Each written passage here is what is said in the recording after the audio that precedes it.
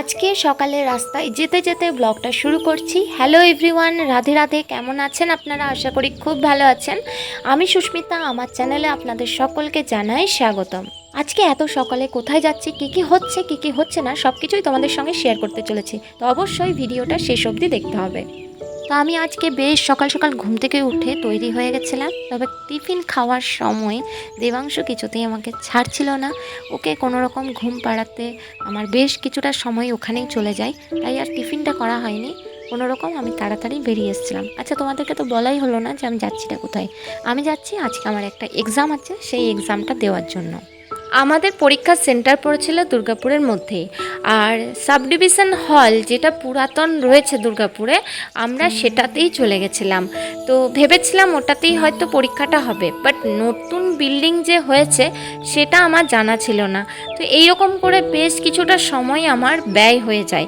আর এইরকম শুধু আমার সাথে নয়, বেশ কিছু মানুষের সাথেই হয়েছে যারা এখানে এক্সাম দিতে এসেছিল সেদিন।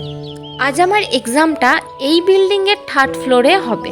এবার সমস্যা হলো, আমি ভাঙা পা নিয়ে থার্ড ফ্লোরে কীভাবে উঠবো, এইটা চিন্তা করতে করতে ভেতরে যখন আমি প্রবেশ করলাম, তখন যারা দরজায় ছিল এবং কি কাজ করছিল তারা তাড়াতাড়ি আমার কাছে এসে জিজ্ঞাসা করে যে দিদি, তুমি কি ওপরে এক্সাম দিতে যাচ্ছ না কারো হয়ে এসছো? তো আমি ওনাদেরকে বললাম যে আমি এক্সাম দিতে এসেছি। তো তারা তড়িঘড়ি করে আমাকে লিফটে করে এক্সাম হলেও পৌঁছে দেয়। লিফটে করে নিচের থেকে ওপরে আসার যে সুবিধাটা আমি আজকে পেলাম, সত্যিই সেটাতে আমি খুব উপকৃত। কারণ পা ভাঙা নিয়ে যে আমার চলতে কতটা প্রবলেম হচ্ছে সেটা একমাত্র আমিই বুঝতে পারছি। আর এই পা ভাঙা নিয়ে যদি আমাকে এখন ওপরে আসতে হতো, তাহলে আমি জানি না আসতে পারতাম কি না। এই রুমটার মধ্যেই আমাদের এক্সামটা হয়েছিল, আর এই রুমের মধ্যে ফোন বা ব্যাগ কোনো কিছুই অ্যালাউ ছিল না। তবে যেহেতু এখনও পর্যন্ত সবাই এসে পৌঁছায়নি এবং স্যার ম্যাডাম কেউই আসেনি সেইভাবে, তাই এখনও পর্যন্ত আমাদের হাতে সবার মোবাইল ব্যাগ রয়েছে। যখনই সবাই চলে এসেছিল, স্যার ম্যাডামও উপস্থিত হয়ে গেছিলেন, তখন আমরা এই ব্যাগ এবং মোবাইল যা কিছু আমাদের কাছে ছিল সব কিছুই আমরা রুমের বাইরে রেখে আসি।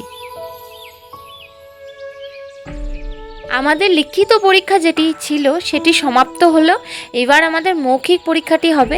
একই দিনে আমাদের লিখিত এবং মৌখিক দুটো পরীক্ষাই হচ্ছে। আমার এখন স্কুলের কথা খুব মনে পড়ছে, কারণ আমরা এরকম স্কুলেও পরীক্ষা দিয়েছি যে একবেলা মানে হাফবেলা পরীক্ষা লিখিত দিতাম, আর সেকেন্ড বেলাতে হয়তো মৌখিক হয়েছে। তো যাই হোক, এখন স্কুল নয়, এটা গভর্নমেন্ট জবের জন্য এখন অ্যাপ্লাই করা। তো দেখা যাক কি হয় যায়। লিখিত পরীক্ষাটা বেশ ভালোই হয়েছে। এখন মৌখিকটা কেমন হয় সেটাই হলো দেখার পালা। আমাদের মৌখিক পরীক্ষা শুরু হয়ে গেছে। একজন করে ক্যান্ডিডেট ভেতরে যাচ্ছে, বেশ কিছুক্ষণ পর সে বেরিয়ে আসছে।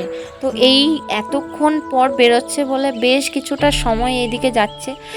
জানি না কতক্ষণে পরীক্ষাটা শেষ হবে, কারণ দেবাংশু এদিকে কান্নাকাটি করছে, আমাকে দেখতে চাইছে। দুবার তিনবার ভিডিও কল হলো। এখানে মোবাইল সবাই অ্যালাউ আছে, যে যার বাড়িতে ফোন করতে পারে। যেহেতু এক্সাম হলের মধ্যে নেই, আমরা একটু বাইরেই বসে রয়েছি।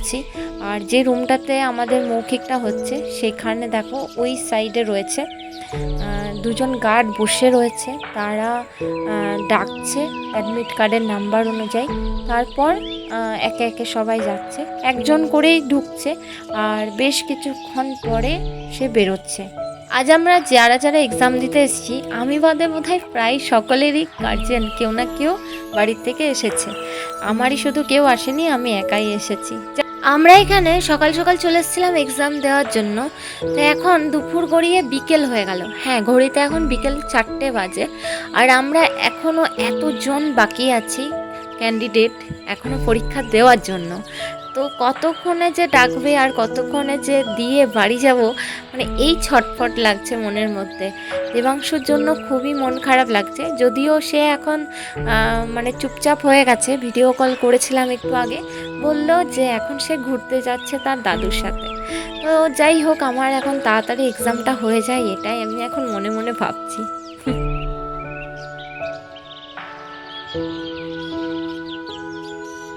ফাইনালি আমার পরীক্ষা শেষ হয়েছে এবং আমি ওপর থেকে নিচে চলে এসেছি, গাড়ির জন্য এখন অপেক্ষা করছি। আমি ভাবতে পারিনি আমার মৌখিক পরীক্ষাটা এত ভালো হবে। সত্যি আমি লিখিত পরীক্ষা যত না ভালো হয়েছে, আমার তার দ্বিগুণ আমার মৌখিকটা ভালো হয়েছে।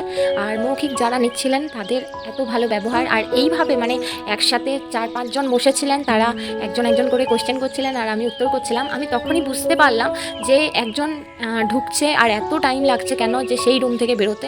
তো যতক্ষণ না তোমার নিজের ওপর হবে ততক্ষণ তুমি বুঝতে পারবে না। তো সত্যি আমি যতক্ষণ যাইনি তার আগে পর্যন্ত আমার এটাই মনে হচ্ছিল, আরে বাবা কী এমন কোয়েশ্চেন করছে, এত কেন লেট হচ্ছে। বাট যখন আমি এক্সাম রুমে গেলাম, যখন আমার মৌখিক শুরু হলো পরীক্ষা, তখন আমি বুঝতে পারলাম যে কেন একটা ক্যান্ডিডেট এত লেট হচ্ছে বেরোতে।